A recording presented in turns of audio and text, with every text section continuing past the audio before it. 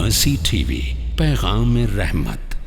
मन काना युमिनु बिल्लाहि वल यौमिल आखिर फलियकुल खैरन औ लियस्मुत। ईमान के मुख्तलिफ अरकान हैं, लेकिन इस हदीस में तीनों पैगामात देने से पहले प्यारे नबी सल्लल्लाहु अलैहि वसल्लम ने ईमान के दो अहम रुकन का जिक्र किया है। मन काना युमिनु बिल्लाहि वल यौमिल आखिर, दो चीज़ें हैं, अल्लाह पर ईमान और आखिरत पर ईमान। हमारे और आपके इस दुनिया में तशरीफ़ लाने का बुनियादी मकसद क्या है?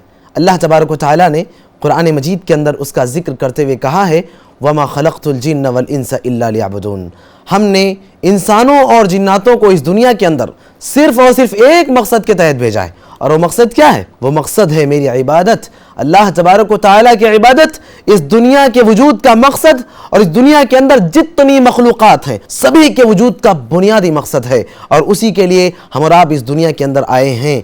तो अल्लाह तबारक व तआला पर ईमान ये सबसे अहम चीज़ है और इसको सबसे अहम करार दिया गया है, और इसी का जिक्र प्यारे नबी सल्लल्लाहु अलैहि वसल्लम ने ये तीन पैगामात देने से पहले किया है। ईमान का दूसरा रुकन क्या है? अल्लाह के नबी सल्लल्लाहु अलैहि वसल्लम ने इस हदीस में तीनों पैगामात देने से पहले दूसरे नंबर पर जो बात जिक्र की है वो है मन काना मिनकुम युमिनु बिल्लाहि वल यौमिल आखिर, आखिरत पर ईमान।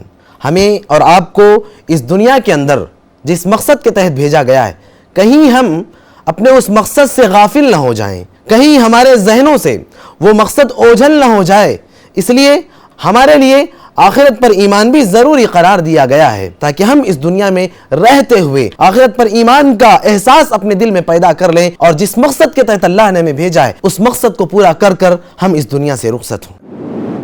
मर्सी टीवी के मज़ीद वीडियोस के लिए हमारे चैनल को सब्सक्राइब करें और बेल आइकॉन को क्लिक करना ना भूलें। जज़ाकल्लाहु खैर।